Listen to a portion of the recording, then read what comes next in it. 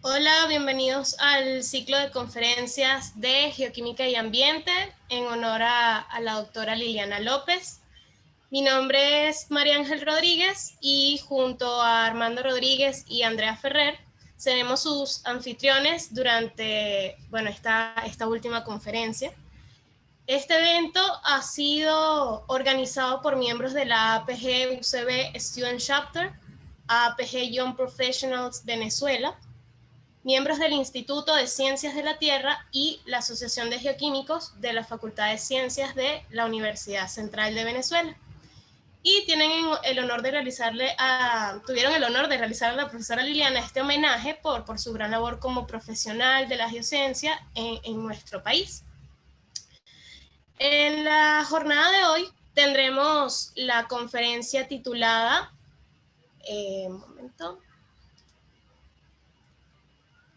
Cambio climático y coronavirus, relaciones que motivan la transición energética, dictada por la doctora Carolina García. La doctora es gestora interdisciplinaria del riesgo, ingeniera geóloga de la Universidad Nacional de Colombia, especialista en gestión de riesgos en la Universidad de Ginebra, Suiza, máster en Ciencias de la Tierra de la Universidad EAFIT, doctora en Ciencias de la Tierra y del Territorio de la Universidad Milano Bicocca de Italia. Trabajó en la academia y entidades del gobierno, ONG y entidades de la sociedad civil. Ha realizado diversos proyectos de investigación en gestión de riesgo, ordenamiento territorial, cambio climático y desarrollo sostenible en América Latina y Europa. Es actualmente consultora y docente y ha sido voluntaria de diversas entidades como la APG, Sociedad Colombiana de Geología, Unión Internacional de Conservación de la Naturaleza y la Cruz Roja. Antes de comenzar con la conferencia, les recordamos apagar sus micrófonos y cámaras. Y bueno, la ronda de preguntas y respuestas se realizará al final de la ponencia. Recuerden que pueden participar mediante el chat o levantando la mano para intervenir mediante el micrófono. Esperamos que disfruten de la conferencia. Ahora le cedemos las palabras a nuestra invitada. Profe, ya puede compartir su pantalla. Bueno, muchísimas gracias por la invitación y felicitaciones por toda esta organización. Me parece fenomenal que en el gremio nos unamos para celebrar la labor de personas como la doctora Liliana. Entonces, para mí es un honor estar aquí. Voy a apagar la cámara como para facilitar como la comunicación. Y estoy compartiendo pantalla. Por favor, confirmen que están viendo mi pantalla. Sí, ya la logramos ver. Listo, perfecto. Entonces, para empezar, yo creo que es muy importante como ubicarnos como en un lenguaje común. Entonces, por ejemplo, para cuando hable del cambio climático durante la conferencia, pues ¿a qué me refiero? Pues básicamente es, perdón que voy a mover el cosito de Zoom, que a veces estorba un poquito. Entonces voy a ver si lo pongo en un punto donde no estorbe, listo. Entonces el cambio climático básicamente es un aumento de la temperatura global causado posiblemente por un aumento de los gases de efecto invernadero que ya veremos. Y ese cambio básicamente lo que genera es que al aumentar la temperatura se derriten los polos, aumenta la cantidad de agua en los océanos, aumenta el nivel de los océanos y se generan alteración de los eventos hidrometeorológicos extremos. Eso ocurrió pues especialmente cuando hablamos de cambio climático recientemente. Ahí la voz que escuchan al fondo es de mi sobrinita que me acompaña, entonces también ella habla de cambio climático. Entonces, básicamente ese aumento de temperatura no es el único signo del cambio climático, sino que hay otros cambios en elementos, pues en condiciones como por ejemplo la concentración la concentración de metano, de CH4. Vemos que todas estas, digamos, comportamientos de los diferentes elementos están en aumento desde más o menos 1900. Entonces no me voy a detener en ninguna de las gráficas, pero lo que sí vemos es que es un cambio general, es realmente más que un cambio climático, es un cambio global, incluyendo la extinción de especies. Entonces, ¿qué impactos pueden esperarse? Y eso es pues lo que nos llama la atención y lo que nos convoca respecto al cambio climático, es que eso pues está aumentando los eventos intensos hidrometeorológicos, tales como las inundaciones, Pues sí, los huracanes. entonces, mañana hablo También, con por ella. ejemplo, eso tiene repercusiones en la producción de alimentos, en el cambio de la disponibilidad de agua, pues no solamente son las inundaciones, sino es el extremo de la sequía, etc. Y vemos aquí pues con diferentes estadísticas al respecto. Las causas, pues digamos que en este caso nos enfocaremos en la teoría de las causas antrópicas, de la cual pues digamos el 97% de los científicos nos enfocamos, pero hay un 3% que no están de acuerdo y lo cual está bien. Yo siempre creo en la diversidad, pues digamos como de pensamiento. Lo que sí es supremamente importante es el debate. Está bien que no todos pensemos lo mismo, pero sí que estemos abiertos a debatir y a escuchar al otro. Entonces, esos gases de efectos de invernadero se acumulan en la parte alta de la atmósfera, creando una especie, yo siempre hablo como de una especie de cobija que genera que la energía, pues digamos que proviene del sol, digamos que no pueda salir a la atmósfera, entonces ese calor o esa energía se conserva en nuestra atmósfera en forma de calor. ¿Y quiénes lo causan? Pues el gas más famoso es el dióxido de carbono, pero hay muchos otros gases de efecto invernadero no tan conocidos, como por ejemplo el perfluorocarbonatos o bueno, el metano, los hidrofluorocarbonados, el hexafluoruro de azufre. Todos estos son muy importantes porque si bien el más común es el dióxido a nivel de cantidad de producción, porque se asocia sobre todo al transporte, hay otros que tienen lo que llamamos un potencial de calentamiento muchísimo mayor con respecto al CO2. Entonces, por ejemplo, el hexafluoruro de azufre tiene un potencial de calentamiento casi de 23.000 veces mayor que el dióxido. Entonces, si bien se produce mucho menos cantidades, calienta mucho más que el CO2, entonces por eso también es muy importante y además dura muchísimo más en la atmósfera. Entonces, lo que es clave es que eso, pues digamos que esos gases de efecto invernadero definitivamente han aumentado drásticamente, en gran parte posiblemente a los combustibles fósiles, al cemento y a las quemas, pero es muy interesante también cómo la parte de emisión de gases de efecto invernadero, específicamente en Latinoamérica, no solamente se asocia a esa generación pues, de energía, a esa quema de combustibles fósiles, sino también a otro elemento supremamente importante como lo es el cambio de uso del suelo y la agricultura.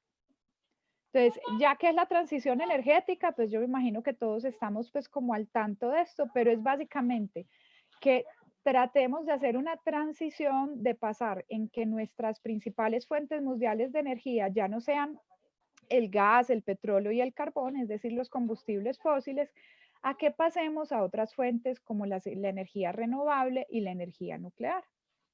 La cuestión es que una de las cosas que, pues, que se plantea como muy recurrentemente es que entonces esa transición implica que no más petróleo. No, o sea, yo seré como muy reiterativa a que debemos evitar pues los extremos y en particular en el petróleo, recordemos que del petróleo no solamente obtenemos los combustibles fósiles como la gasolina, el carbón, etcétera, sino que también obtenemos otros productos supremamente importantes, como por ejemplo los polímeros reforzados, ciertos tipos de plásticos que son vitales en toda la industria de energía renovable. Entonces, no ir a los extremos. Y bueno, ¿qué es el coronavirus o COVID-19? Primero aclaremos términos. Hay muchos términos que se están utilizando, como por ejemplo coronavirus, SARS-CoV-2, COVID-19, epidemia, pandemia. Primero, ¿qué son los coronavirus? Los coronavirus son una familia de virus, es decir, hay muchos tipos de coronavirus. Y esos virus básicamente lo que tienen es una espina de lo que llamamos glucoproteínas, que son como estas espinitas, que básicamente están en la parte externa de una cubierta de grasa, que gracias a esa cubierta de grasa es que nos podemos proteger con jabón en cierta medida, y adentro está la información genética, pues el material genético que es el que nos infecta. El SARS-CoV-2, que también significa síndrome respiratorio agudo tipo CoV-2, es un tipo de coronavirus, es un virus tipo coronavirus que se caracteriza porque tiene estas espinitas, funcionan como si fueran una llave que se adapta perfectamente a las células respiratorias. Entonces, como se adapta perfectamente a las células respiratorias, pues básicamente es como si abrieran la célula respiratoria perfectamente, entrasen a la célula y una vez adentro hacen fiesta, liberando su material genético y duplicándose, haciendo lo que conocemos como la infección. Entonces, justamente por eso es tan particular este virus y tan contagioso. Y ya cuando hablamos de la COVID-19, realmente no es el COVID-19, no sé cómo lo llaman en Venezuela, pero nosotros todavía le decimos la COVID, el COVID, perdón. Entonces, la COVID-19 es la enfermedad causada por el coronavirus SARS-CoV-2. De hecho, COVID significa disease, COVID disease. La D es de disease en inglés, enfermedad. Entonces es enfermedad por coronavirus y el 19 es por el año en que se encontró, que se caracteriza, como sabemos, que afecta sobre todo pues digamos, el sistema respiratorio. ¿Dónde se originó? Hay muchas teorías respecto a dónde se originó, pero básicamente al principio pensábamos que era en el mercado de Wuhan, en China, y hoy por hoy se piensa que posiblemente se originó mucho antes, pues al menos unas semanas o meses antes, y posiblemente está asociado a las industrias, a las granjas industriales de cerdos, que en China son muy comunes y tienen unas condiciones, pues digamos, de salubridad muy poco convenientes. Este tipo de enfermedad, la COVID-19, es una enfermedad que llamamos enfermedad de origen zoonótico. Y eso se refiere a las enfermedades que se pasan de animal en animal. En este caso, posiblemente el animal inicial, que lo llamamos huésped primario, fue un murciélago que le pasó la enfermedad, ya sea al cerdo y del cerdo a nosotros, o no lo pasó directamente. Esas es como varias de las teorías, pero básicamente es una enfermedad zoonótica. Y ya en cuanto a endemia, epidemia y pandemia, pues básicamente son cuando las enfermedades tienen como diferentes alcances a nivel geográfico. Una endemia es cuando está como enfocada en una zona como muy pequeña o específica de un lugar o de un país. Una epidemia es cuando ya la enfermedad afecta a todo un país o a una región. Y la pandemia es cuando ya la enfermedad ha afectado a todo el mundo. En nuestro caso, pues sabemos que es una pandemia, pero no es la primera pandemia. Hemos tenido muchas pandemias, como veremos. De hecho, hoy por hoy, digamos que la pandemia más letal del mundo es la peste negra, que más o menos entre 1347, pues eso es bastante como estimado, causó más de 200 millones de muertos. Hoy por hoy, esto es un número que me faltó actualizar, realmente estamos en 1.120.000 la cantidad de muertos por coronavirus. Eso nos ubica, desafortunadamente, en el puesto 9 de todas las pandemias más letales de la historia. Entonces, ya digamos que a lo que nos convoca, ¿cómo se enlazan esas crisis de cambio climático y COVID? Uno podría decir, ¿pero qué tiene que ver? Pues vamos a ver que tienen mucho que ver. Entonces, primero, en el territorio afectado, pues esta es como la más evidente. Como les digo, este número se actualiza a 1.200.000 y la cantidad de casos globales ya está como en 43 millones. Entonces, podemos ver en el mapa que está afectando a todo el mundo. Y eso ocurre lo mismo con el cambio climático. El cambio climático es una crisis global que, como vemos si comparamos la temperatura media de 1918 y 2018, pues es evidente, siendo los colores pues como más rojos y amarillos más calientes, es evidente que ha cambiado y que es afecta a todo el mundo. Entonces, una muy importante es el tema de la causalidad, las causas de ambas crisis. Entonces, como ya dijimos, el coronavirus, pues la COVID-19 es una enfermedad de origen zoonótico, pero lo impresionante es saber que más del 70% de las enfermedades humanas de los últimos 40 años tienen un origen animal, o sea, son zoonóticas, no es la primera vez. Entonces, ahora la COVID es la que nos convoca, digamos, por su alcance, pues, digamos, mundial, porque también empezó, pues, en países desarrollados y eso también implica, tiene muchas implicaciones en su manejo, pero realmente, como vemos aquí, las peores pandemias de la historia reciente se están asociadas a animales que, pues digamos que fueron los huéspedes originales. Entonces, como vemos, el ébola también empezó con murciélagos, la gripe aviar, obviamente, pues como con las aves. Tenemos, por ejemplo, la MERS en Arabia Saudita asociada a los camellos, la gripe porcina, etcétera. Entonces, dentro de los factores que aumentan el riesgo de zoonosis, ese es otro de los elementos supremamente, pues digamos que engloban ambas crisis. Entonces, primero, uno de los factores que aumenta ese riesgo de zoonosis, de enfermedades transmitidas por los animales, es el tráfico de especies animales. Además de, digamos, la connotación ética que tiene el afectar, el hacerle daño a otros seres vivos, pues que no tienen, nosotros no tenemos ningún derecho a tratar mal a otros animales. A nosotros también nos afecta porque nos pone en contacto con virus y bacterias que estén hospedados en esos animales. Muchas veces esos virus y bacterias no le hacen daño a los otros animales, a los huéspedes, pero cuando ya pasan a nosotros, ahí sí nos afecta. De hecho, con los virus es algo muy interesante. La mayoría de los virus son virus buenos.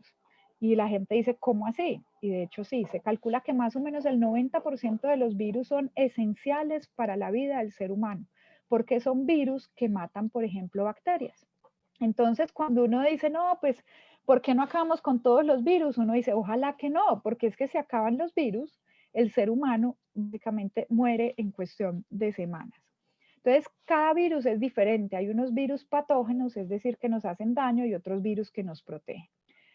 Otro factor que aumenta la zoonosis es justamente esa intensificación de la crianza de animales para consumo humano. Entonces, la cuestión no es el debate de si somos carnívoros o no, si comemos otros animales o no. La cuestión es en qué condiciones los criamos. Como vemos en esta imagen, por ejemplo, el hecho de criar en unas condiciones de baja salubridad, de nuevo, no solamente tiene repercusiones éticas sobre el trato animal, sino que esa mala, digamos, malas condiciones favorece la mutatógenos, es decir, de virus que inicialmente puede que no nos hagan daño, pero al tener animales como en alta densidad, van mutando hasta que llegue el virus que nos hace daño. Y bueno, otro supremamente importante es la deforestación y el cambio de uso del suelo. Al deforestar, básicamente lo que yo hago es alterar las cadenas ecológicas. Es decir, yo elimino, al eliminar las plantas, yo elimino también animales grandes, especialmente. Porque digamos que los animales chiquitos, de una manera u otra, van buscando su huequito y se adapta más fácilmente. Pero los animales grandes y medianos, que son fundamentales en el control biológico, se pierden y mueren con las mismas plantas. Entonces, esa deforestación me reduce el control animal. Entonces, básicamente, ¿qué pasa? Lo mismo que pasa cuando intensifico la ganadería y cultura. Si yo elimino a esos depredadores naturales, lo que pasa es que los animales pequeños, que usualmente son los vectores, es decir, los transmisores de enfermedades como los roedores, los murciélagos, los mosquitos, por ejemplo, se empiezan a reproducir en grandes cantidades.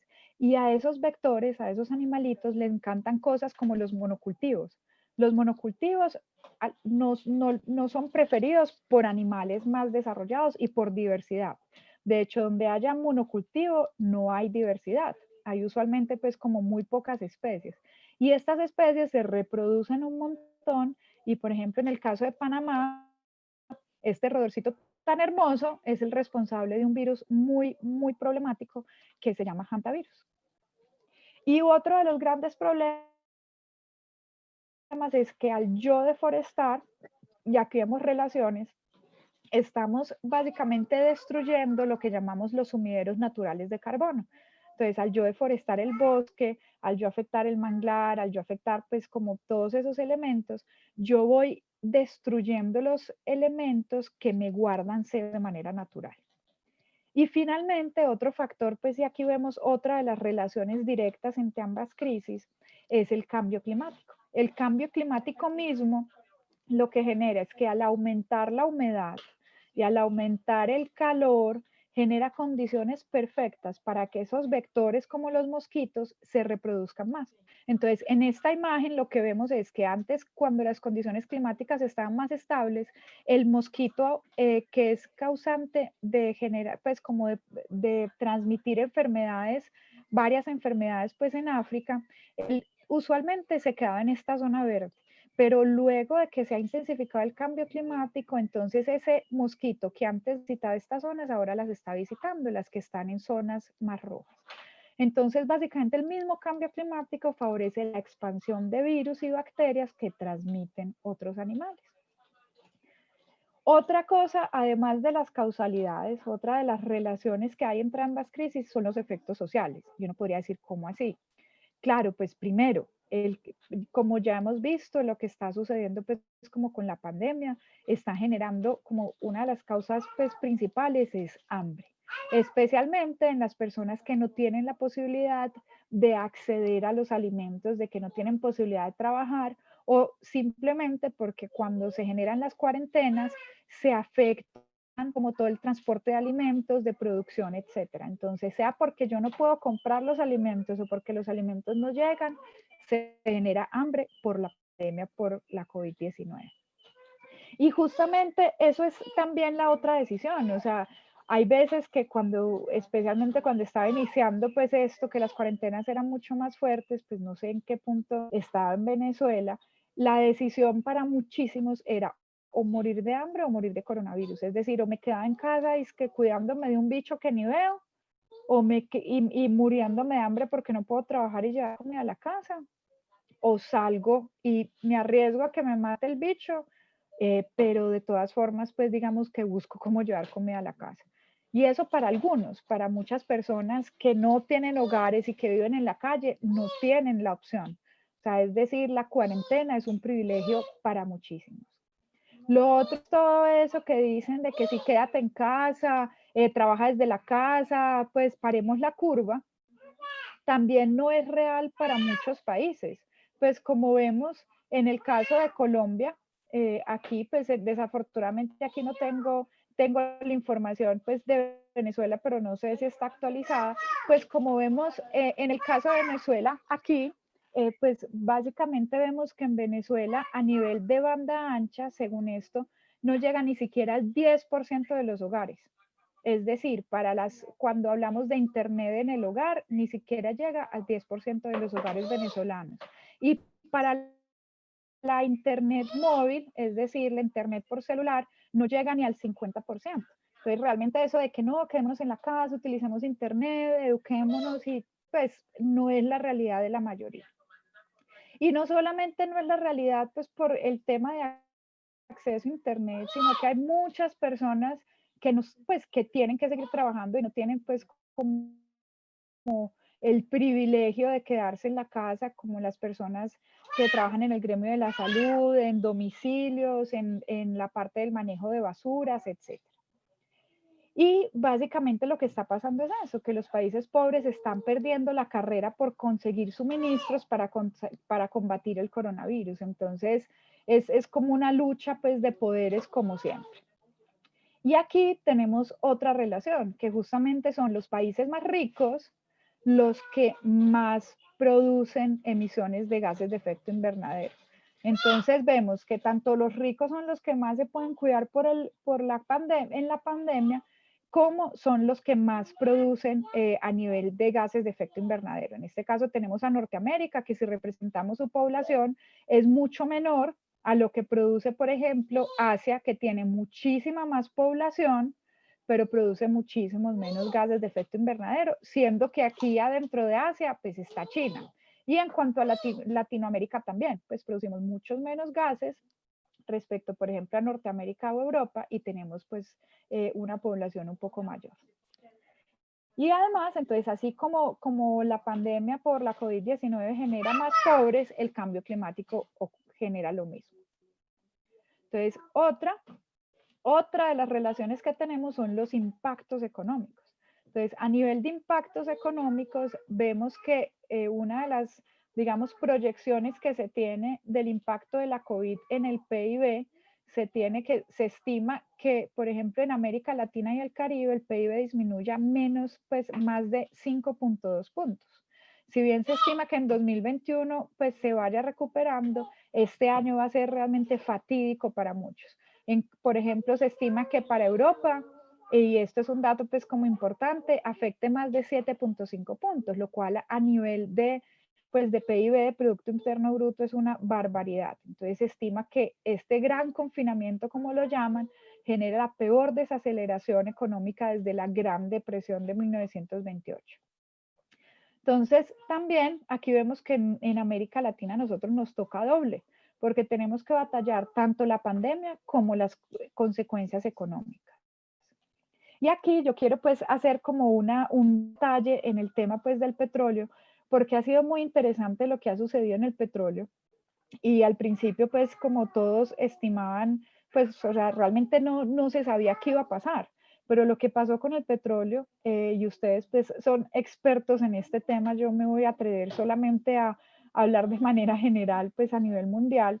Lo que pasó es justamente al haber menos transporte, se eliminó, digamos que el usuario mayor de gasolina del mundo, y la mayor, pues la gasolina siendo el producto principal asociado al petróleo. Entonces, al no haber transporte, había menos demanda de petróleo, y lo que pasó fue un exceso de oferta. Al haber un exceso de oferta, básicamente lo que se buscaba era casi que literalmente regalar el petróleo desde muchísimos países. Y una de las cosas que se cuestionaba era, pero vengan, ¿por qué no simplemente dejan de producir petróleo? Y la respuesta era algo muy técnico, porque se decía que cerrar un pozo para cortar la producción implica unos desafíos técnicos que pueden ser supremamente complejos, porque en muchos casos incluso puede comprometer el propio yacimiento. Es decir, en muchos casos, si yo cierro un pozo, básicamente no lo voy a poder volver a abrir. Y bueno, aquí en cuanto ya vimos a los impactos económicos de la COVID-19, ahora veamos el impacto económico del cambio climático. Como veremos, los impactos también son, digamos que muy específicos hacia los continentes que son más pobres, empezando por África y seguido por nosotros en Latinoamérica. Entonces también tiene un desastroso impacto económico. Y una de las cosas pues que nos dice Bill Gates, pues digamos que muchos lo respetan y otros no, pero hay algo que sí es supremamente clave cuando decía que recuperar la economía es más fácil que revivir a las personas. Parece evidente, pero pues parece que a muchos de los mandatarios mundiales se les olvida esto. Y bueno, entonces ahora pues pensemos en otros a nivel de impactos de gases de efecto invernadero. Yo recuerdo que al principio pues de la cuarentena se decía, hey, qué bueno, va a haber un aire más limpio, porque como todo el mundo está confinado, la gente no sale y hay menos transporte, entonces digamos que se va a disminuir el cambio climático, pero lo que se vio es que si bien obviamente durante la cuarentena estricta una reducción de la cantidad de gases que se emitieron, la realidad es que tan pronto se hizo la reactivación económica, no solamente se generó, pues se volvió al mismo nivel de emisiones, sino que se aumentó mucho más. A eso es a lo que se llama la hipótesis de la polución vengativa. Es decir, yo no voy a contaminar como antes, sino mucho más, no porque quiera contaminar, sino porque básicamente yo tengo que producir más porque me tengo que poner al día de todo lo que no pude producir mientras estaba encerrada. Y bueno, ya hacia otro, una de las cosas que también une ambas crisis es el tema de preparación, realmente de falta de preparación, porque si bien al principio algunos se atrevieron a decir que esta pandemia era inesperada, que no había forma de predecirla, que pues que no, o sea, esto nadie podía esperar esto. Realmente muchos científicos, incluso algunos economistas, ya lo habían evidenciado. Entonces la realidad no es que no se podía prever, sino que la realidad es que no estábamos preparados para atender esto. O sea, sabíamos que iba a ocurrir, pero no nos preparamos.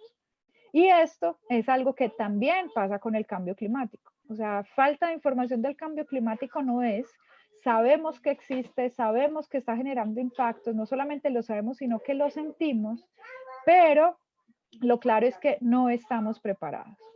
Y bueno, esto no lo digo yo, esto lo dicen también entidades tan relevantes a nivel mundial como el Foro Económico Mundial. Esta gráfica que ven acá son arriba el top 5 de los riesgos globales en términos de posibilidad y abajo los riesgos globales en términos de impacto. Y los verdes son todos los asociados al ambiente, mientras que los rojos a lo social y lo azul a lo económico. Si vemos al principio, pues los primeros años se enfocaban en los riesgos económicos, pero poco a poco fue migrando hasta que hoy por hoy la mayoría tienen que ver con elementos ambientales, con el clima extremo, la falla en la acción climática, los desastres, la pérdida de biodiversidad, los desastres asociados al ser humano. Y a nivel de términos de impacto, de nuevo, tenemos pues como 3 de los anteriores, más las armas de destrucción masiva y la crisis del agua. Y si vemos acá, pues digamos, todo el tipo de riesgos que ellos evalúan, aquí tenemos que el de mayor incidencia y mayor posibilidad es el cambio climático, y por aquí tenemos las enfermedades infecciosas. Es decir, ya incluso en el Foro Económico Mundial se consideraba este riesgo. Y bueno, ya hacia terminar, otra de las grandes relaciones ha sido cómo se han gestionado estas crisis. Pues a mí me parece muy interesante utilizar a Trump para esto, en el mejor sentido, pues porque él se expone mucho y él digamos que se lo pone uno fácil pues de probar como ciertos argumentos. Entonces, lo mismo que pasó con el cambio climático, que hasta hace muy poco él decía que todo era un engaño, o sea, y lo reiteraba constantemente. A principios de este año, él admitió por primera vez que no era un engaño. Es un asunto muy serio, dijo él. A pesar de esto, obviamente sus políticas no han sido coherentes con lo que dijo en enero, pero aquí vemos un cambio evidente de lo que decía antes a lo que decía ahora. Y en cuanto a la COVID-19, a la pandemia actual, pues básicamente pasó muy parecido. En enero de este año dijo, no, fresco, lo tenemos todo bajo control. Y en abril confesó haber ocultado la realidad sobre el coronavirus porque decía, yo no quiero parecer una persona negativa. O sea, increíble que esta persona, admitiendo que había engañado, admitiendo que había mentido, y continúe en el poder, y bueno, por lo que vemos posiblemente siga luego del día de hoy. Pero para la otra muestra, yo creo que resaltar pues como la otra cara de la moneda, en los momentos como más picos de la crisis, por ejemplo en abril, básicamente se empezó a ver que los países que habían tenido una mejor gestión, todos eran liderados por mujeres, casualmente. Yo no quiero generar una discusión pues como de género, pero sí es muy relevante ver que siendo que solo 10 de los 152 jefes de Estado del mundo son mujeres, los mejores países pues con mejores resultados de la pandemia eran todos de mujeres. Entonces, fijémonos que quizás pues hay muchas pues digamos que hipótesis al respecto, el hecho de que las mujeres en cierta medida tendemos a cuidar más del otro, pero bueno, es algo como muy interesante. Y así como fue como les mostré para la pandemia, también se han destacado en la lucha respecto al cambio climático. Independientemente pues como de nuestras visiones respecto a estas diferentes líderes, sí es una realidad que las mujeres se han destacado en esta lucha. Y bueno, finalmente, también en cuestión de oportunidades, a mí siempre me gusta cerrar de una manera optimista. Yo creo que realmente sí podemos hacer algo. Y básicamente se muestra, pues al principio siempre se generó como en los primeros meses de la crisis, tipo pues desde marzo, abril, mayo, siempre habían como muchas preguntas. Esa pregunta de qué pasará con la transición energética después de la COVID, qué sabemos de la transición energética, cómo la COVID puede ayudar o no, va a ser un freno, va a ser una palanca. Y uno lo que podría hacer es básicamente distinguir dos visiones completamente opuestas. Uno, la primera visión,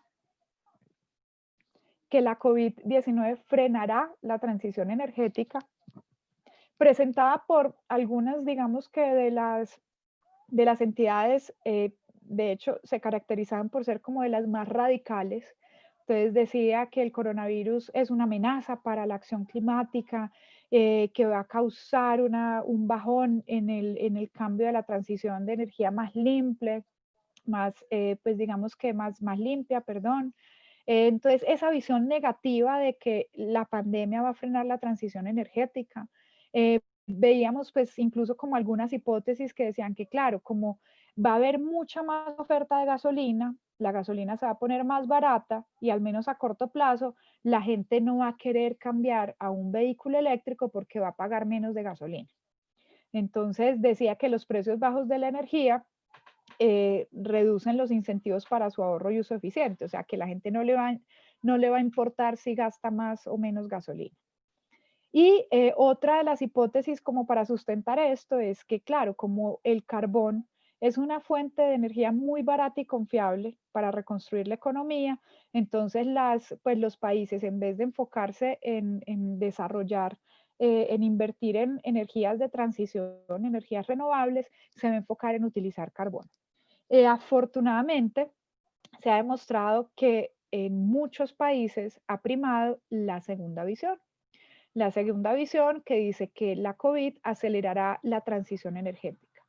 Entonces, en muchos lugares esto, digamos que se ha aprovechado como una oportunidad para cambiar, porque ya se ha aceptado esa relación directa entre el cambio climático y la pandemia, al decir, si estamos destruyendo el planeta, cada vez más va a aumentar la posibilidad de más pandemias.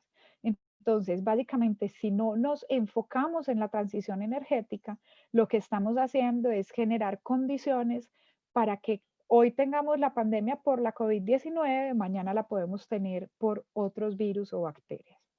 Entonces, especialmente en zonas como Europa, la parte de la transición energética se ha acelerado a raíz de la pandemia, siendo que Europa, recordemos, es digamos, el continente más afectado por la pandemia a nivel económico. Entonces, hablan que justamente la inversión en energías renovables es la mejor forma de asegurar, pues de aumentar la seguridad energética en los tiempos de la COVID. Yo me declaro en este momento ignorante de pues digamos que de la realidad en Venezuela en este momento respecto a este tema y sobre todo porque una cosa es lo que nos llega la información a otros países y otra es la realidad que hay en el país. Yo tengo muy claro que digamos que la información de diferentes fuentes pues no siempre es muy confiable, entonces no me voy a atrever a dar mi punto de vista respecto a lo que sucede en este momento, pues porque no lo conozco. Lo que sí es claro es que digamos que la hipótesis que hay y que se está movilizando en muchos países es que el hecho de invertir en energías renovables hace que los gobiernos tengan más capacidad, digamos, de reacción.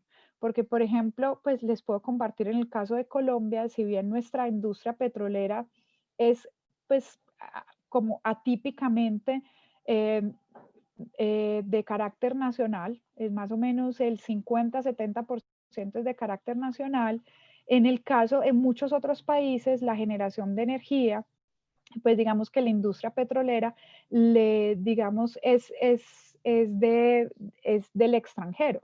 Entonces, no solamente eso, pues en nuestro caso, si bien la industria nacional, digamos, de Ecopetrol, que es la que extrae el petróleo en Colombia, es nacional, nuestro problema es que justamente casi todas las refinerías son extranjeras. Nosotras tenemos muy pocas refinerías. Entonces, al no tener refinerías locales, básicamente tenemos que sacar el producto y perdemos muchísimo dinero en que ese elemento sea refinado afuera. Sé que en Venezuela el tema de las refinerías también es algo bastante complejo, entonces, pero como digo, no lo conozco muy bien. Como retomando el tema, entonces las energías renovables tienen la gran ventaja que es que el 70% de la inversión en energías renovables siempre son parte del gobierno local. Entonces, si uno piensa en un gobierno estable, pues básicamente esa es una gran ventaja, porque el gobierno tiene la posibilidad, uno, de generar una fuente intensiva de trabajo, Dos, la energía como la solar y la eólica son tecnologías que no tienen muchos sobrecostos y retrasos. Es decir, si bien la inversión inicial es considerable, no hay sobrecostos, o sea, no hay sorpresas. Una vez básicamente haces la primera inversión, no tienes que estar todo el tiempo actualizando, sino que el mantenimiento es a nivel de porcentaje respecto a las energías tradicionales, es realmente mínimo. Y una vez se activen, es supremamente confiable, o sea, no tienen que esperar a que poco a poco vaya produciendo, sino que en el momento en que activas la producción, ya tienes una altísima producción. Otro elemento también es que tiene bajo costo financiero y puede favorecerse a nivel de estímulos económicos. Entonces, una de las cosas del hecho de que sea el gobierno local, pues, digamos, en un caso, pues, un poco ideal, las energías renovables, el hecho de que él sea el gobierno local el responsable de las energías renovables, es excelente para que el país pueda ser independiente energéticamente. Porque ya que pues digamos que el Estado es el responsable de esa generación energética y no depende del extranjero, entonces, si el hecho de que el mercado, pues digamos que sea muy volátil a nivel internacional, a mí no me afecta. Y bueno, un ejemplo lo vemos, como les decía, en Europa. En Europa ha sido pues como bastante impresionante el impacto que ha tenido la pandemia, porque a nivel, por ejemplo, pues comparando abril de 2020 con marzo de 2019, o sea, es decir, meses muy similares, la generación de carbón bajó casi en un 30%. La emisión de CO2 bajó en un 20%. La generación de, pues digamos que de, de acciones en el marco del mercado de energía renovable aumentó casi un 50% y la demanda de energía bajó un 10%. O sea, fíjense que unos podrían decir, claro, pero es que no se emite casi CO2 ni se gasta casi carbón porque no se está demandando casi energía. Pero como vemos, la disminución de la demanda de energía es menor a la disminución de los otros elementos. Entonces, lo que estamos viendo es que la pandemia sí está acelerando esa transición. Y no solamente eso, sino que, digamos, la transición energética nos da la posibilidad de enfocarnos en otras fuentes que, pues, para, por ejemplo, los que trabajamos en el tema de geología y de extracción mineral, es una buena noticia en el sentido de que ya digamos que no nos tenemos que centrar siempre en los mismos elementos que son, pues, que generan un mercado muy volátil, digamos que ya los estamos acabando, como son el oro, el aluminio, la plata, etcétera, sino que el hecho de trabajar en las energías renovables abre también a muchísimos otros elementos que antes no se utilizaban y que si logramos hacer una minería responsable para la extracción de los mismos, lo que podríamos estar ayudando es a generar más empleos, generar mayor posibilidad de aprovechamiento, mayor desarrollo tecnológico, etcétera. Lo que sí es supremamente importante es que para lograr esa transición debemos evitar sobreactuar en el corto plazo, es decir, de tomar decisiones radicales, inmediatistas. Tenemos que también aprovechar las nuevas oportunidades en esta transición a mediano plazo y eso sí, desarrollar una normativa que resista las crisis futuras. Es como blindarnos legalmente para favorecer esa transición. Y básicamente es esto, la transición energética es una oportunidad histórica.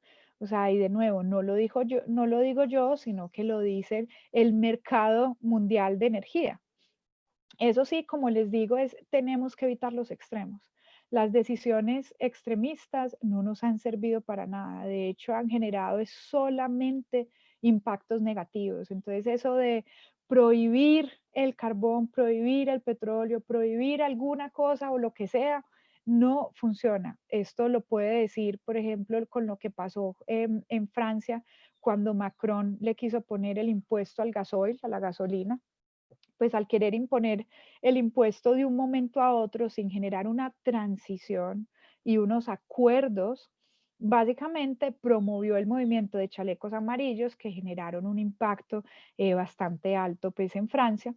Y la otra, pues hay unas hipótesis que dicen que cuando Hillary Clinton estaba pues en campaña con Trump, ella al decir y al prometer en su campaña que iba a clausurar del todo la industria del carbón, básicamente fue uno de los elementos que benefició a Trump para que quedara como presidente.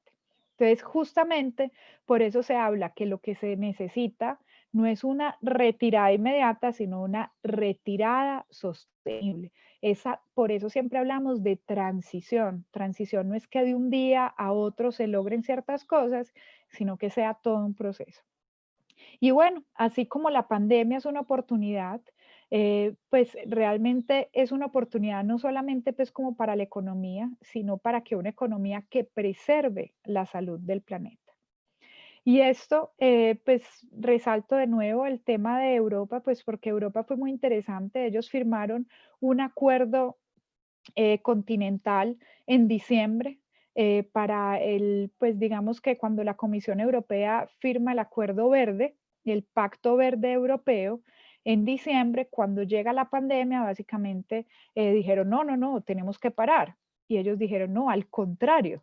O sea, esto nos reafirma en este pacto y nos reafirma en la importancia del mismo. Entonces, no solamente es Europa, realmente hay otras secciones pues, que lo están logrando.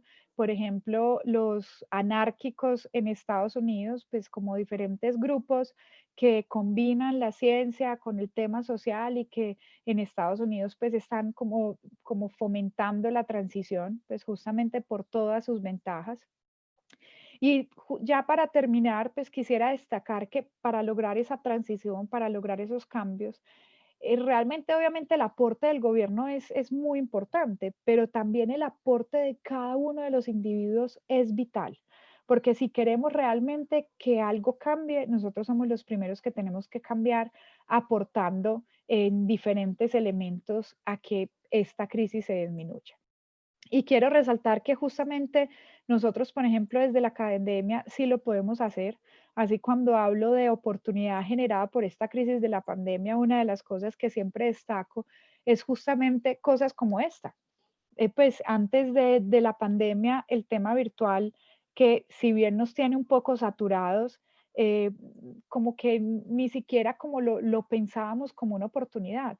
Y hoy por hoy en esta charla y todas las charlas que ustedes han organizado, pues son una muestra de que la virtualidad también tiene unas grandísimas ventajas porque nos une como comunidad científica, nos une como individuos, nos da la oportunidad de aprender de otros, cuando antes ni siquiera soñábamos en hacer algo como, pues cosas como estas, eventos como estos, que si bien tienen todos sus retos, realmente nos demuestran que sí nos podemos unir y que la ciencia tiene una gran responsabilidad en este cambio. Y finalmente, para terminar, quiero pues como resaltar esto que a mí me parece muy, muy interesante. Esto es un letrero que saqué, no es asociado a la pandemia, esto realmente es de Hong Kong el año pasado, cuando estaban en plena crisis y ellos decían que no volveremos a la normalidad, justamente porque la normalidad era el problema. Entonces, cuando hablan de, ay, ojalá volver a como estábamos antes, no. O sea, el antes nos llevó a lo que estamos ahora. Entonces la solución no es esa, la solución es cambiar, es buscar una nueva oportunidad. Y justamente yo siempre destaco el rol de todos ustedes, pues como jóvenes, ustedes son los que tienen la responsabilidad ahora, obviamente con el apoyo de nosotros, pero demostrarnos cuál es el nuevo camino, o sea, cómo debemos hacer las cosas, porque definitivamente nosotros veníamos metiendo las patas y debemos es buscar cómo estar todos mejores. Muchísimas gracias.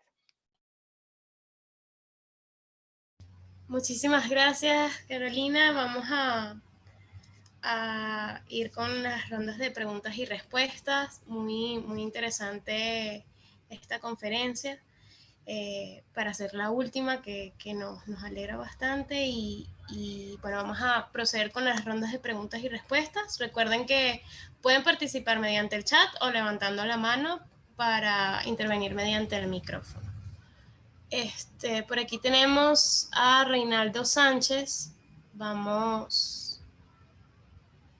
Rinaldo, adelante. Hola Carolina, ¿qué tal? ¿Cómo estás? Muy bien, gracias. ¿Y tú? Bien, chévere. Bueno, quiero hacer un comentario.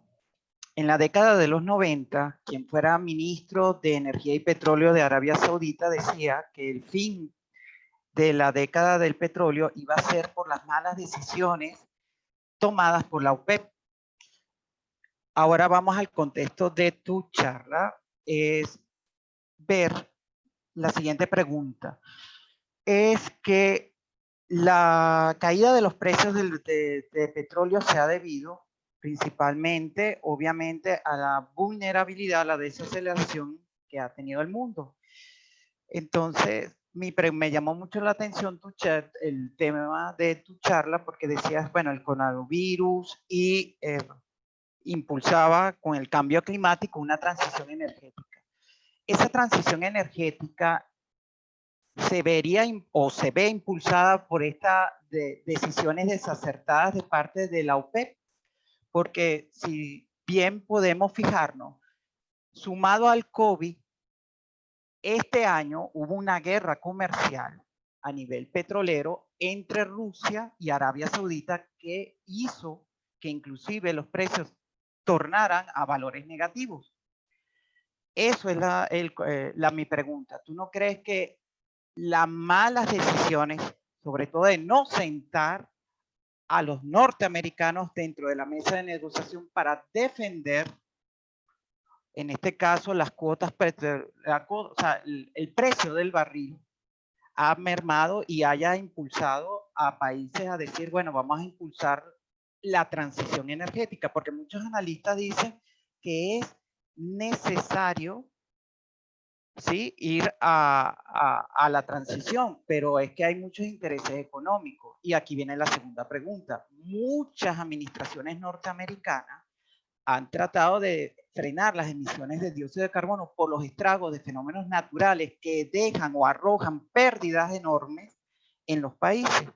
¿Tú crees que es viable realizar otro tratado en el cual nosotros tengamos que, digamos, sí, tenemos que cuidar el ambiente por los estragos, pero hay economías muy débiles como las latinoamericanas que se ven datadas de manos ante ese nuevo reto de transición a una energía más limpia por el hecho sobre todo de las materias primas, ¿sí?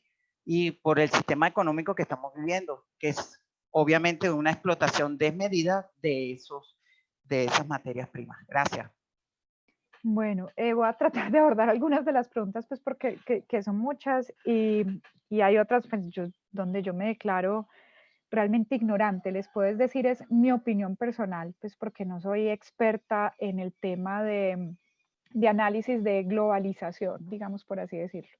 Lo que sí es definitivamente claro es que es una cuestión como de decisión de los gobiernos muchas de las medidas.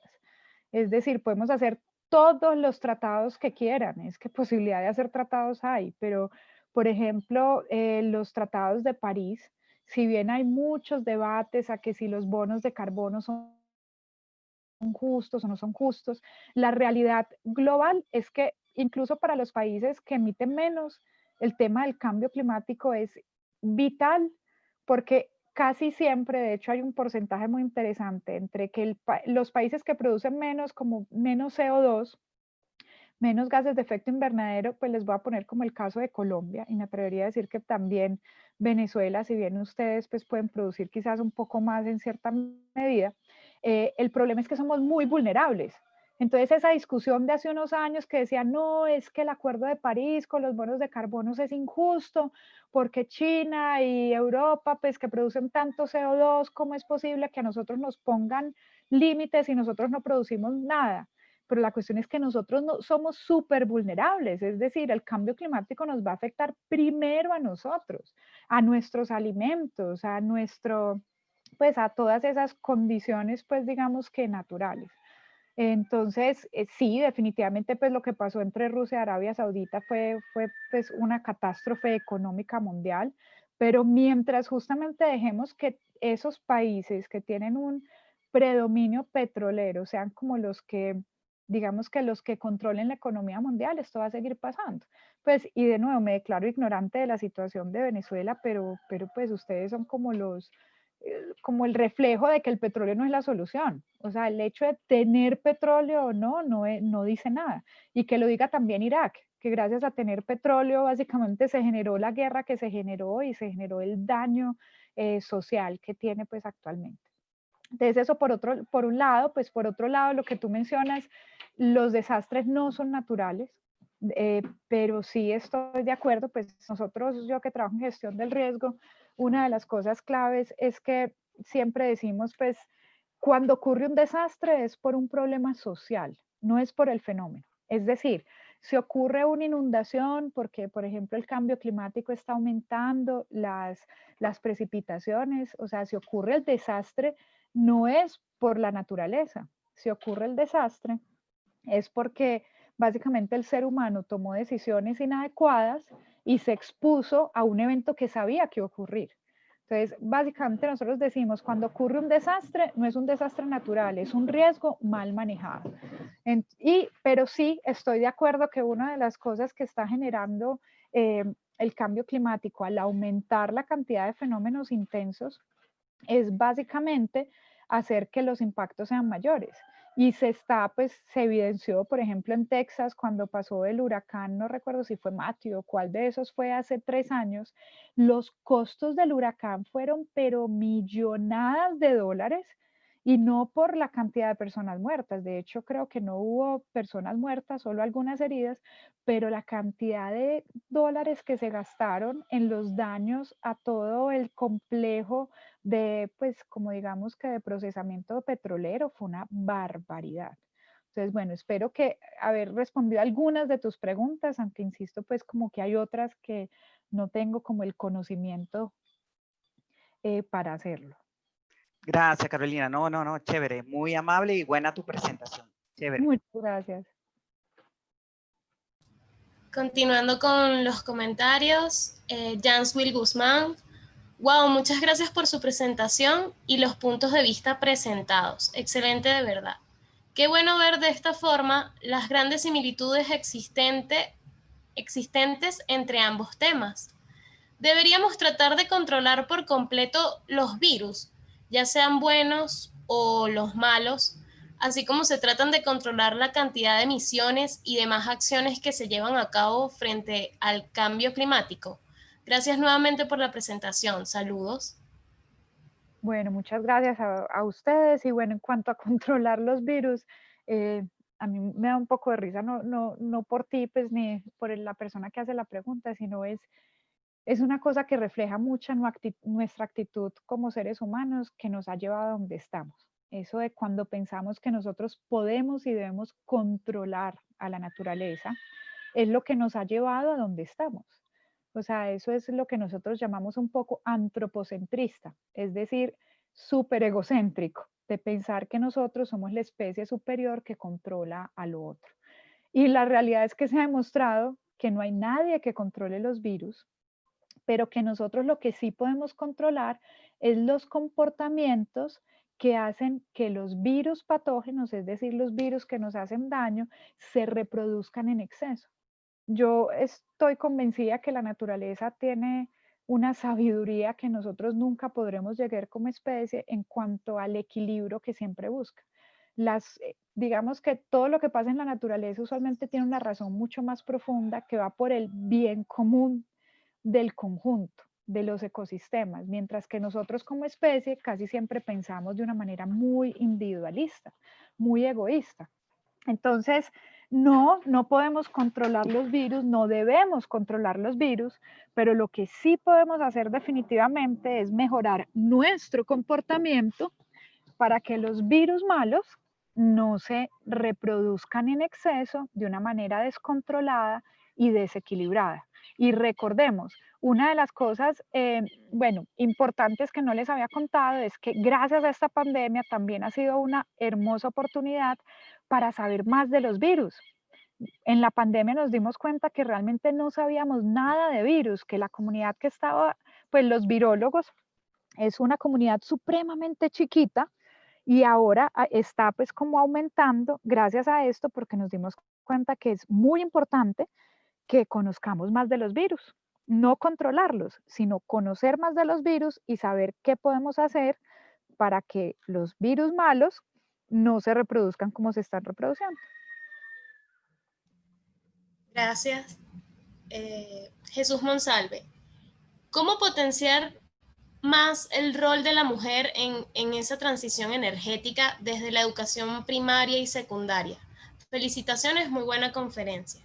Muchas gracias a ustedes. Pues potenciar el rol, justamente ustedes lo están haciendo hoy. Nuestra moderadora nos está mostrando pues un excelente ejemplo de cómo se debe hacer, pues, o sea, y eso siendo hija de una, pues, de una, digamos que psicóloga que ha trabajado en los temas de género toda la vida, yo siempre he dicho que la cuestión no es darle más espacios a la mujer, sino realmente compartir más entre todos. em, y eso digamos que naturalmente va a hacer que los espacios sean más equilibrados, porque otra de las cosas pues del problema de género es que siempre le hemos dado unas responsabilidades y unos roles pues muy agresivos em, em, pues a los hombres. Entonces, si las mujeres les damos esos roles pues como tan agresivos, tanto de que el poder es lo que importa, que la competencia es lo que importa, eso básicamente se nos refleja en nosotros. Entonces, cuando hablamos de género, yo siempre hablo de que es importante que pensemos tanto en las mujeres como en los hombres.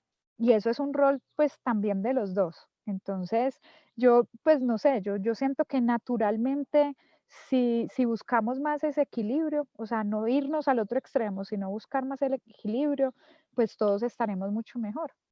Y bueno, el evento de hoy es una muestra, o sea, estamos honrando a una mujer que ha hecho mucho, pues como dentro del gremio académico. Entonces, yo creo que vamos bien y que todas las personas que están hoy están aportando esa transición.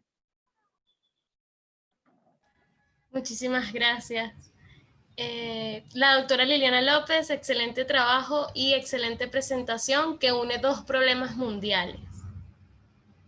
Muchas gracias. Nesmari Mendoza, muy buena la conferencia y muy buena forma de llamar a la reflexión. Gracias. Danalis Anza, excelente presentación. Mi pregunta es la siguiente. ¿Cree que tenga un impacto positivo para la migración del cambio climático, una transición energética solamente y así dejar a un lado la industria ganadera, siendo esta una de las principales industrias que emiten gases de efecto invernadero? Excelente pregunta, muchas gracias. Qué bueno que tomaste el punto. Yo no ahondé en eso pues por cuestiones de tiempo, pero me parece excelente que lo abordes y la respuesta es definitivamente sí tenemos que integrarlo. Una de las cosas que les digo es que la solución no es la solución no es en un campo, no es que nuestros gobiernos mejoren, no es que hagamos un tratado, no es que hagamos transición energética solamente, sino realmente es un conjunto de acciones y definitivamente en el tema de cambio climático, especialmente en nuestro continente, la ganadería tiene que cambiar. Y yo no soy de las radicales, entonces yo no digo que mañana todos deberíamos ser vegetarianos, porque esa no es la solución. De hecho, cuando buscamos esas transiciones radicales, lo que logramos son cosas como, por ejemplo, lo que está pasando en Argentina respecto a la soya, que la soya es la gran causante de la deforestación en muchas de las regiones, pues justamente siendo la soya uno de los elementos más utilizados por vegetarianos tradicionales y bueno, también para alimentar ganado, entonces ahí tenemos como el círculo vicioso. Entonces, más que acabar con el consumo de carne, es uno, generar un consumo más responsable y más equilibrado, no solamente por el cambio climático, sino por nuestra propia salud. Y dos, hacer una transición a la ganadería sostenible, que es posible, nos lo han demostrado muchísimos ejemplos, donde la ganadería sostenible básicamente genera un gana-gana para todos. Una ganadería sostenible donde la vaca tenga unas condiciones mejores a nivel de sombra, Entonces, al tener sombra, la vaca se deshidrata menos. Cuando se deshidrata menos, se enferma menos, pierde menos agua y es decir, pesa más.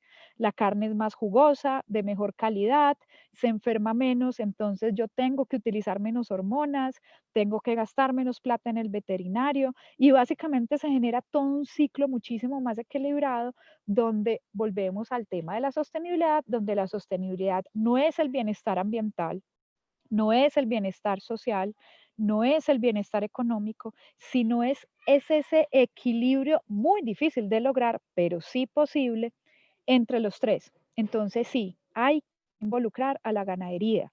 Eh, Estos manejos de poder, pues por ejemplo en Colombia es una de las principales causas de deforestación en ecosistemas vitales como es pues en la zona del Amazonas y de la Orinoquía. Entonces, claro que sí, muchísimas gracias por esa pregunta. Muchísimas gracias. ¿Hay alguna otra pregunta? Ok. Y Sandra comenta, muy interesante su presentación, muchas gracias. Trabajo paleoclimatología tropical, cuaternaria, y los cambios climáticos son muy comunes en el cuaternario, incluso en el Holoceno múltiples cambios han ocurrido.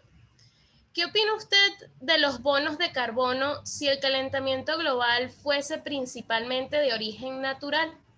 Venimos en calentamiento desde hace 10.000 años aproximadamente.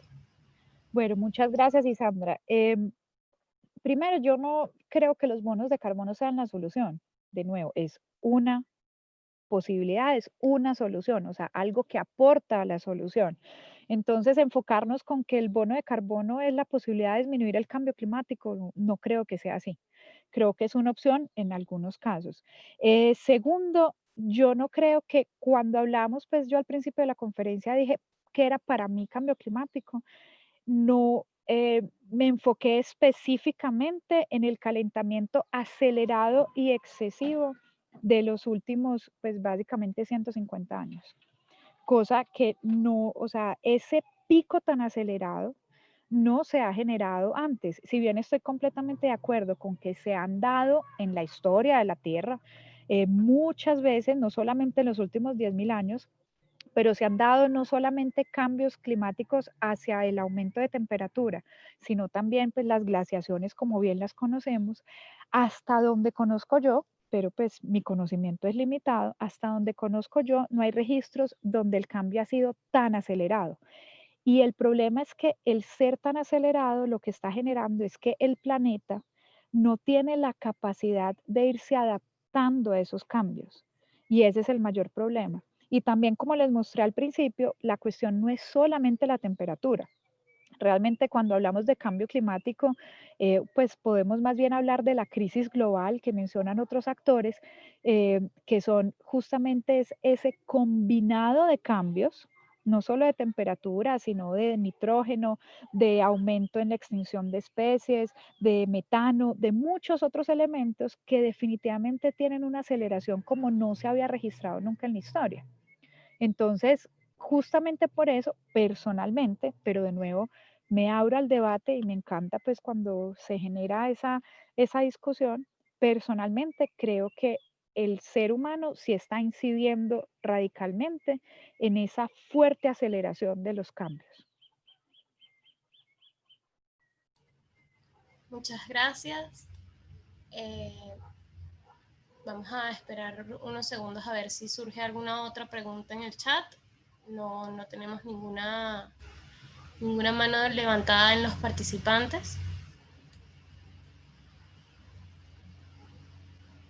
Bien, continuando ahora con un poco el cierre de lo que sería el ciclo de estas conferencias, vamos a otorgarle a la doctora Carolina un reconocimiento por su interesante conferencia del día de hoy. Me permito leer el reconocimiento. Reconocimiento otorgado a Carolina García por su valiosa participación como ponente en el evento Ciclo de Conferencias de Geoquímica y Ambiente en honor a la doctora Liliana López, Caracas, Venezuela, por su conferencia titulada cambio climático y coronavirus, relaciones que motivan la transición energética. Muchísimas gracias, Carolina, por estar hoy con nosotros bueno, y ser la última en dar una conferencia de este gran ciclo. Te agradecemos tu participación. Bueno, no, muchísimas gracias a ustedes, pues para mí realmente es un gran honor cerrar todo este ciclo que ha sido, yo sé, un gran trabajo, un fenomenal trabajo por parte de ustedes. Y bueno, me adhiero a felicitar a la doctora Liliana, pues como por lograr esto, o sea, el hecho de motivar a que se haga un evento pues de estas características dice mucho de toda la labor que ha realizado. Pues desafortunadamente no la conozco personalmente, pero todo esto me dice mucho de ella. Mil gracias a ustedes por todo el trabajo. No, a ti muchas gracias. De todas maneras, a todos nuestros participantes, muchas gracias por estar presente en las conferencias. De todas maneras, si no pudieron estar en alguna de ellas o quieren repetir y volver a ver alguna de estas conferencias, las pueden encontrar en el canal de YouTube del Instituto de Ciencias de la Tierra de la Universidad Central de Venezuela. Lo van a encontrar como ICT-UCB. También queremos todos, estas son un poco las caras de los organizadores de este ciclo de conferencias, y queremos agradecerles no solamente a ustedes por participar y haberse registrado en este ciclo de conferencias, sino también a todos nuestros ponentes, todos nuestros invitados, así como a el profesor Jesús Monsalve con su orientación y su apoyo con todo este proceso y todo este homenaje a la profesora Liliana López. También a Ariana Segovia por financiarnos la plataforma Zoom, por donde fue posible realizar toda la proyección de estas conferencias y grabarlas para luego ser montadas en el canal de YouTube, más que todo las ponencias que fueron autorizadas a ser grabadas. Y estamos muy agradecidos y muy felices de que nuestra homenajeada, la profesora Liliana López, nos haya dejado hacerle este pequeño detalle, y quisiéramos cederle el paso para que con sus palabras pueda cerrar este ciclo. Ya le vamos a dar el paso a la doctora Liliana, ya un momento. No sé si está por aquí.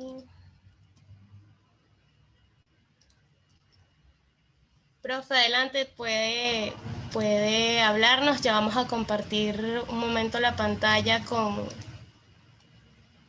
el contenido que nos mandó.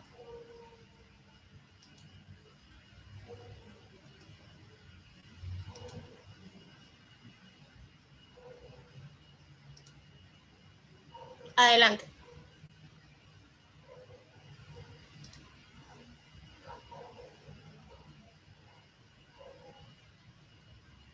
Profe, no logramos escucharla.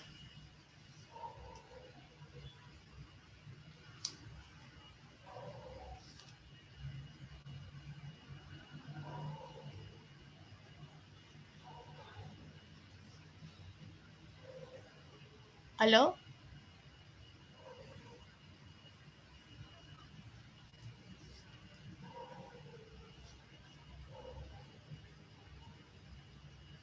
Profe, no logramos escuchar sus palabras.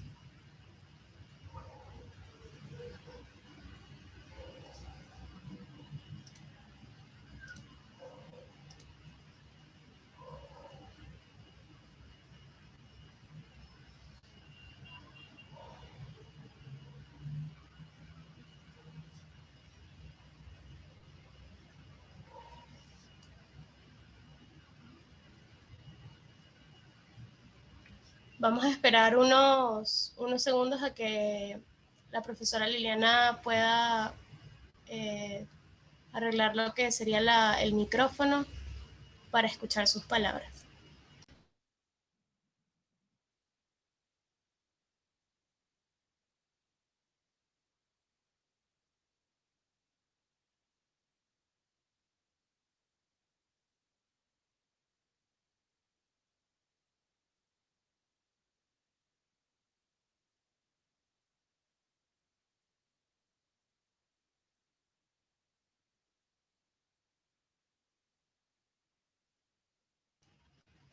Adelante, profesor Monsalve.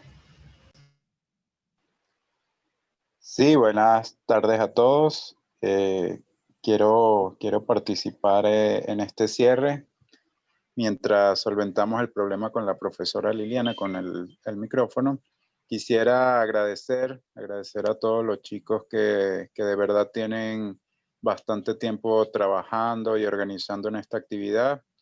Fue un reto bastante interesante para ellos, ya que no se habían enfrentado a la organización de un evento de esta magnitud y creo que estuvieron a la altura de todo el evento. De verdad encontraron muchísimos ponentes de gran calidad, temas variados relacionados a la geoquímica, al ambiente, el excelente cierre que tuvimos el día de hoy con la doctora Carolina. De verdad que ha sido bastante gratificante toda esta actividad. Creo que esto nos abre mucho las expectativas en cuanto a las cosas que podemos hacer juntos, no solo los alumnos, sino profesores, alumnos y demás comunidad científica del país. Y es una ventana importante para lograr esa participación y recuperar mucha de esa energía que se ha venido perdiendo a lo largo de estos últimos años y que nos puede impulsar a todos a tratar de dar siempre lo mejor de nosotros y buscar esa organización que siempre es importante para gestionar eventos como este. Agradecer también la participación de la profesora Liliana. De verdad, no nos cansamos de decir que es un ejemplo para nosotros, es una persona excepcional desde el punto de vista profesional y personal. Es un ejemplo que todos queremos seguir con todas las actividades que ha desarrollado en su carrera profesional. Y profesora, hacerle llegar estas palabras de agradecimiento por su participación y por todo el ejemplo y todas las actividades que usted siempre está impulsando.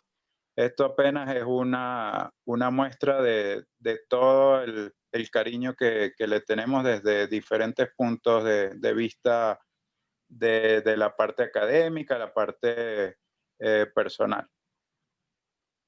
Bueno, quería decirles esas palabras, de verdad, muchas gracias a los participantes y creo que ya la profesora tiene activo su micrófono, me parece.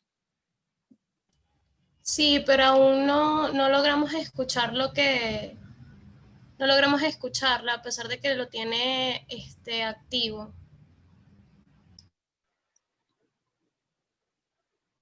Profesora, creo que puede ser en la opción que está en el Zoom a mano izquierda, inferior izquierda, quizás darle la opción desactivar y volver a activar o activar uno de los menús que dice que sea igual que el sistema.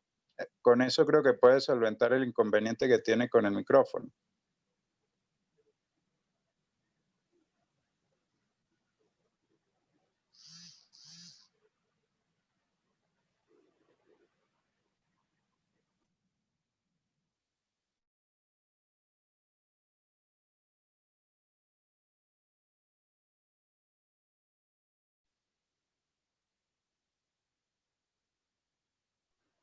Aún no la escuchamos, profe.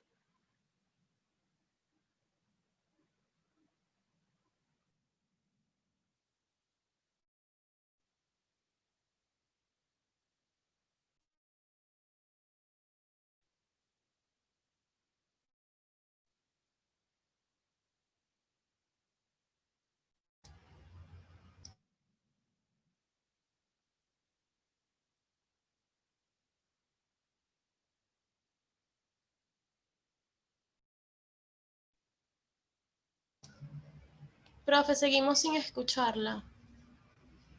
Verificamos aquí.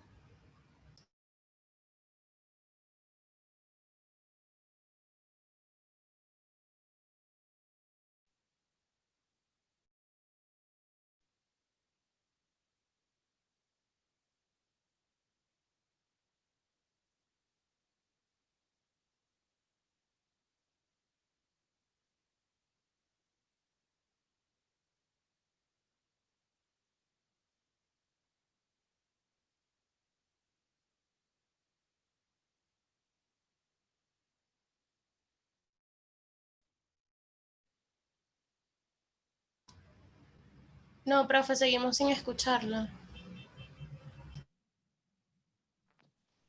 Quizás si tratan vía telefónica y colocando, pues, que nos compartas, pues, como lo que ella diga por tu micrófono. No sé si pueda funcionar. Pues que ella te llame al celular. Quizás Ok, intenten. sí, podría ser que, si es posible, profesor Monsalve, que lo llame usted para que la podamos escuchar. Sí, la estoy tratando de llamar, pero sale la contestadora. Vamos a intentar de nuevo.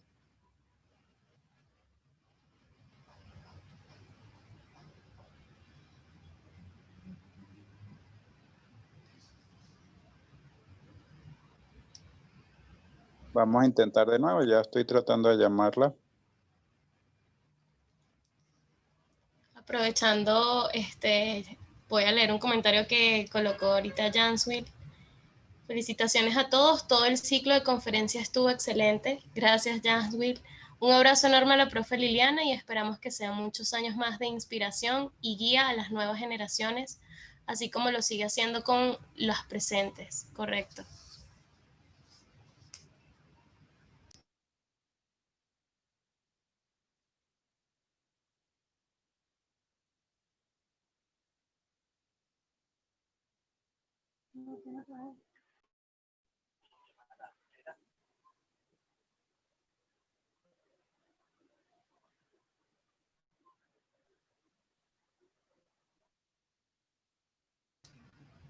Profe, ¿logró contactarse con ella?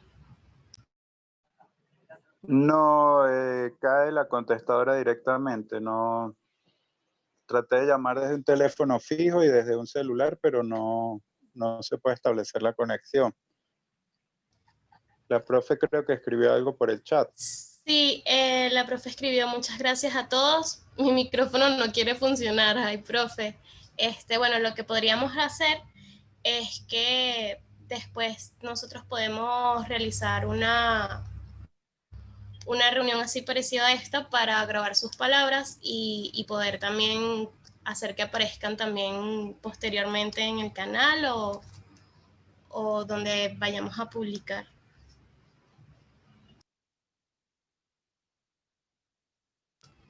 Ok, la profesora Liliana nos pide que pues pasemos las láminas que ella realizó. Eh, vamos a esperar a que salga y vuelva a entrar para ver si logramos solucionar lo de los micrófonos.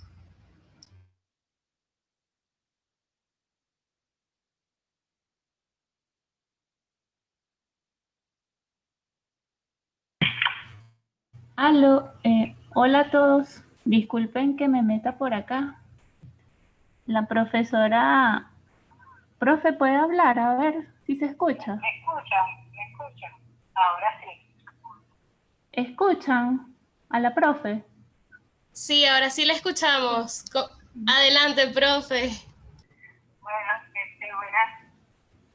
buenas tardes a todos. Quiero agradecer todos los comentarios hechos ahorita.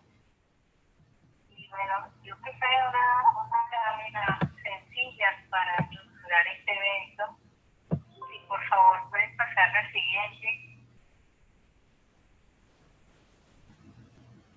Bueno, en esta jornada bioquímica y ambiente que hemos realizado del 19 al 4 del 19 de octubre al 4 de noviembre, en la siguiente lámina podemos ver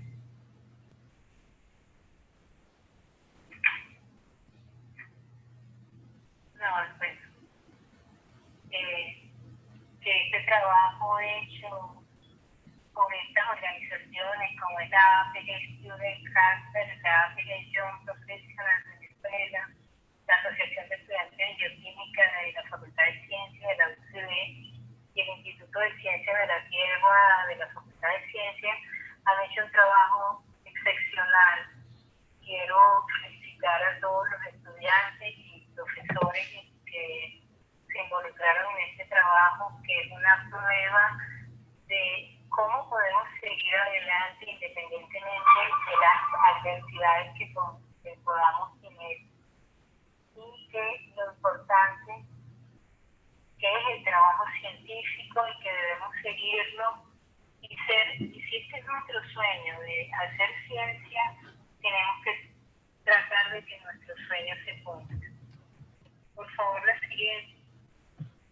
Así como quiero agradecer a todas las personas que participaron, por favor, las dos siguientes en estas presentaciones, que dejan muy en alto la investigación que están realizando tanto venezolanos en Venezuela como fuera de nuestras fronteras, y investigadores invitados extranjeros que pusieron todo su empeño en que esta actividad fuera una actividad de alto nivel, y que todos los trabajos presentados son excelentes demostraciones de la investigación científica y cómo a la vez es necesario para hacer esta investigación científica de buena calidad y que permita una docencia también de buena calidad. Por favor, la siguiente. Y la siguiente. Es decir, no hubo muros que pararan la investigación en nuestra facultad y en nuestra institución. Y eso es algo que hay que agradecer a todos, nuevamente a todos los estudiantes, profesionales, profesores que se involucraron en esta actividad.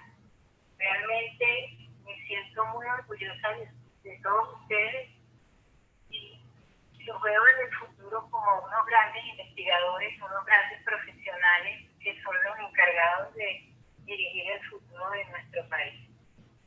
La siguiente, por favor. Bueno, y nuevamente agradezco a la institución como la APG Young Student, la APG Student Carter, la Asociación de Estudiantes, y bueno, como ya les he dicho en privado, cualquier otro evento que quieran organizar pueden contar en cualquier aspecto que pueda ayudar. Y me disculpan los micrófonos porque esta semana ha sido una semana de crisis, se me dañó el celular, por eso que eso no puede comunicarse conmigo y ahora se me acaba de dañar el micrófono. Así que bueno, un gran abrazo para todos y que pronto podamos darnos este abrazo en vivo en los pasillos de nuestra facultad o de nuestro equipo. Gracias nuevamente. Muchísimas gracias, profesora. También a Isandra por poder comunicarnos con usted. Y bueno, nos alegra mucho saber que le haya gustado este homenaje que organizamos para usted. Usted es un ejemplo a seguir para nosotros, para seguir motivados y con bastante disciplina y esmero en lo que serían las actividades de investigación, las actividades científicas, y muchísimas gracias. Un gran abrazo para todos. Bueno, con esto damos cierre a este ciclo de conferencia. Les recordamos que pueden verlo a través del canal de YouTube. Muchísimas gracias y esperamos poderlos ver en próximos eventos que ojalá sean organizados después de esto. Abrazos. Gracias. Hasta luego, hasta la próxima y muchas gracias. Gracias y saludos a todos. Un abrazote.